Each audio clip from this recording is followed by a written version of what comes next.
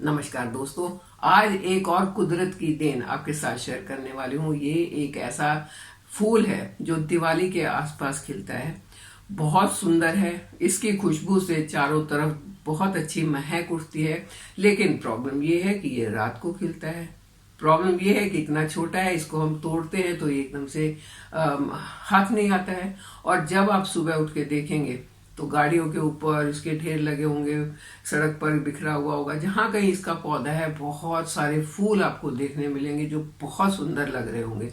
आज मैं इन्हीं फूलों की या आज मैं इसी पेड़ के बारे में बात करूंगी कि ये आपके लिए कैसे फायदेमंद है, इससे आप कौन कौन से फायदे उठा सकते हैं, ये आपकी किन किन बीमारियों में काम आ सकता है। इसकी खुशबू तो आपके दिमाग को एकदम तरोताजा कर देगी, लेकिन इसके औषधीय गुण जब आप सुनेंगे, इसकी मेडिसिनल प्रॉपर्टीज जब आप सुनेंगे तो आप हैरान रह जाएंगे ये आपके कितने काम की चीज है।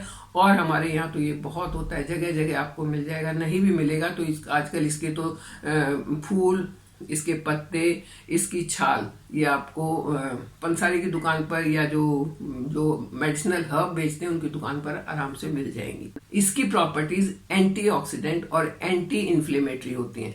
एंटीऑक्सीडेंट होने के कारण ये बॉडी से टॉक्सिन्स को बाहर निकालता है, क्योंकि हमारी आधी बीमारियां, क्या सारी बीमारियां ऐसी होती हैं जो बॉडी में टॉक्सिन्स ज्यादा होने के कारण बनती हैं। अगर कफ ज्यादा हो गया बॉडी के अंदर तो आपको खांसी, जुकाम, नजला रहेगा, छींकें आएंगी, पता नहीं क्या क्या होगा। पित्त ज्यादा हो गया तो पेट की प्रॉब्लम होगी। वात ज्यादा हो गया तो आपकी हड्डियों में दर्द होगा, जोड़ों में दर्द होगा, बहुत सारी परेशानियां होंगी। ये सारी परेशानियां टॉक्सिन्स के कारण होती हैं और ये एंटी ऑक्सीडेंट होने के कारण उन टॉक्सिन्स को आपकी बॉडी से बाहर करेगा और आपको बीमारियों से बचा के रखेगा। क्योंकि ये एंटी इन्फ्लेमेटरी है तो जितने भी जोड़ों के दर्द, हड्डियों के दर्द, मसल्स के दर्द, उनमें ये आपकी बहुत मदद कर सकता है। चलिए एक एक करके मैं बात करती हूँ कौन कौन सी चीजों में ये काम आएगा और उसको कैसे यूज करना है। नंबर 1, इसके जूस को पीने से हड्डियां मजबूत होती हैं। ये आपकी हड्डियों में हड्डियों की डेंसिटी को बढ़ा देता है। हड्डियों में दर्द नहीं होता है और जो हड्डियों से रिलेटेड परेशानियां हैं जैसे अर्थराइटिस है या ऑस्टियोपोरोसिस जैसी समस्याएं हैं, उनसे बच सकते हैं। ये मसल्स के लिए अच्छा है। किसी किसी को बहुत मसल क्रैम्प्स आते हैं, पैर अकड़ जाते हैं, हाथ अकड़ जाते हैं, बहुत पेनफुल होता है क्रैम्प्स जो हैं, उसके लिए ये बहुत अच्छा है। किसी किसी को पीरियड्स के टाइम पे बहुत दर्द होता है, उसके लिए बहुत अच्छा है। इसका जूस पी सकते हैं, इसका काढ़ा पी सकते हैं, इसकी चटनी बना के इसको यूज कर सकते हैं। जैसे चाहे उसको, जैसे आपको अच्छा लगे उस तरीके से आप इसको यूज कर सकते हैं। नंबर 2 पर आता है कि ये अर्थराइटिस के पेशेंट्स के लिए बहुत अच्छा है।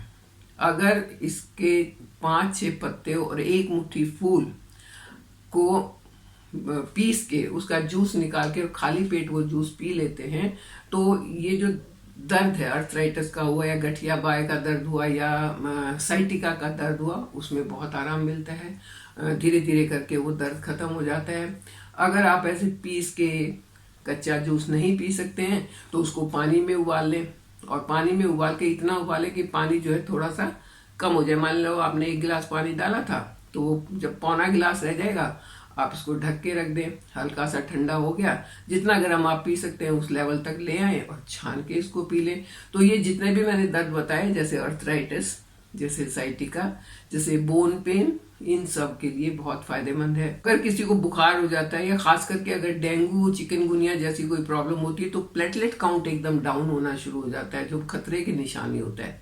इसका जूस पीने से वो प्लेटलेट काउंट एकदम से बढ़ जाता है और इंसान जल्दी से ठीक हो जाता है। जैसे पपीते के पत्ते का जूस अगर पीते हैं तो प्लेटलेट बढ़ जाते हैं, डेंगू में इसके पत्ते का जूस भी बहुत फायदेमंद है। किसी को बुखार है, बहुत खांसी है, वूपिंग कफ भी है, पेट में किसी के कीड़े हैं, इन सब परेशानियों से बच सकते हैं अगर इसका जूस पीते हैं तो। परेशानी होने के बाद, क्योंकि खांसी अगर हो गई तब आप दवाई पिएंगे, खांसी अगर पेट में कीड़े हो गए तब आपको दवाई लेनी पड़ेगी। होने के बाद अगर आप इसको लेते हैं तो वो उस परेशानी से आप बहुत जल्दी मुक्त हो जाते हैं, छूट जाते हैं। और अगर इसको रेगुलरली आप एक नियम बना लेते हैं कि हफ्ते में 1 बार पी लिया, बस हो गया, काफी ज्यादा नहीं पीना, तो आपकी हड्डियों, जोड़ों में, मांसपेशियों में कभी भी दर्द नहीं होगा, नसों में कभी भी दर्द नहीं होगा। लंग्स से रिलेटेड कोई अगर परेशानी है जैसे खांसी है, नजला है, जुकाम है, सांस लेने में दिक्कत है, तो वहां भी इसका काढ़ा बहुत काम आता है। और इसकी छाल का अगर पाउडर, यानी कि जो इसकी स्किन होती है उसका पाउडर बना के उसको हनी के साथ चाटने से भी जो ये सांस की नली की जो बीमारियां हैं वो ठीक हो जाती हैं, वो क्लियर हो जाती है और इन्फेक्शन वहां से हट जाता है और आपको उससे छुटकारा मिलता है। अगर किसी को डायबिटीज है उसके लिए ये बहुत फायदेमंद है, क्योंकि इसका कटु स्वाद होता है, कटु स्वभाव होता है, कड़वा होता है ये थोड़ा, और डायबिटिक पेशेंट्स के ब्लड शुगर लेवल को कंट्रोल करने में बहुत मदद कर सकता है। इसमें एथेनॉल नाम का एक कंपाउंड होता है जो पावरफुल एंटीऑक्सीडेंट है, और एंटीऑक्सीडेंट जो चीजें होती हैं वो आपकी बॉडी से जो बीमारी फैलाने वाले टॉक्सिन्स अंदर पैदा हो गए उनको निकालने में मदद करती है। जब वो निकल जाएंगे तो आप स्वस्थ अपने आप हो जाएंगे। ये बीपी पेशेंट्स के लिए भी अच्छा होता है, लेकिन ये अच्छा होता है, बहुत अच्छा होता है, लेकिन जो अगर लोग कोई दवाइयां खा रहे हैं तो उनके लिए मैं कहूंगी कि अपने डॉक्टर से पूछे बिना ना लें, क्योंकि आपके डॉक्टर को पता है वो क्या दवाइयां दे रहे हैं, उसका क्या रिएक्शन आपके ऊपर हो रहा है। कहीं ऐसा ना हो कि एक्शन और रिएक्शन हो जाए, तो आपको बिना अपने डॉक्टर से पूछे हुए इसको नहीं लेना है। मैं एक जनरल इंफॉर्मेशन दे रही हूँ कि ये पौधा बहुत ही अच्छा है, आज से नहीं सदियों से इसका उपयोग होता आया है, इसकी मेडिसिनल वैल्यू बहुत ज्यादा है, लेकिन ये एक जनरल इंफॉर्मेशन है, एक्सपीरियंस के आधार पर है। लोगों ने इसको यूज किया है, वो बताते हैं कि हाँ उन्हें बहुत फायदा हुआ। लोगों ने इनको यूज किया है, उन्हें पता चलता है कि हाँ इससे हमारी इम्यूनिटी भी बढ़ी है, इससे हम टॉक्सिन फ्री भी हो गए हैं, इससे हमारा साइटिका का पेन भी कम हो गया या आर्थराइटिस का पेन भी कम हो गया। बहुत इवन एक सज्जन तो हैं हमारे यहाँ जानने वाले जिनका एक्सीडेंट हो गया था और बहुत ज्यादा चोटें लगी थी। आप यकीन नहीं मानेंगे कि वो हरे कृष्णा को मानने वाले हैं, उन्होंने दवाई कोई नहीं ली और सिर्फ इसी पौधे का काढ़ा उन्होंने 21 दिन तक लिया और वो बिल्कुल ठीक हो गए। हालांकि उस टाइम पर वो चल फिर नहीं सकते थे, बेड रिडन हो गए थे। तो ये ऐसे लोगों के एक्सपीरियंस को मैं आपके सामने ला रही हूँ, ये मैं कोई आपको दवाई नहीं बता रही हूँ। इसका आप हेयर टॉनिक की तरह भी यूज कर सकते हैं।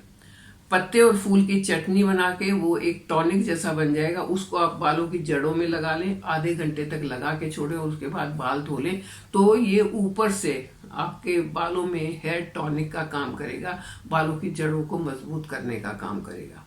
ये कई तरीके से यूज हो सकता है, जैसे मैंने बताया इसका काढ़ा बना के पी सकते हैं, इसका जूस निकाल के पी सकते हैं, इसकी छाल का चूरन बना के वो खा सकते हैं। जैसे खाया जाए, जैसे जो खाना चाहे उस तरीके से खा सकता है। ये हमेशा दवाई की तरह ही काम करेगा। बोन्स, मसल्स और नर्व्स से रिलेटेड जो जो प्रॉब्लम्स हैं उनमें बहुत फायदेमंद साबित होगा। आप इसको अपना के देख सकते हैं, इसके फायदे उठा सकते हैं। एक तरह से मुफ्त की चीज है, अगर आपको पंसारी से खरीदनी भी पड़े तो ज्यादा महंगा नहीं है, अदरवाइज तो आम सड़कों पर ये मिल जाते हैं, हमारे यहाँ तो बहुत है। आप वहां से इकट्ठा कर सकते हैं, लेके इसको यूज कर सकते हैं, यूज करके इसके फायदे उठा सकते हैं। मेरे साथ बने रहें, चैनल को सब्सक्राइब करें। Thank you.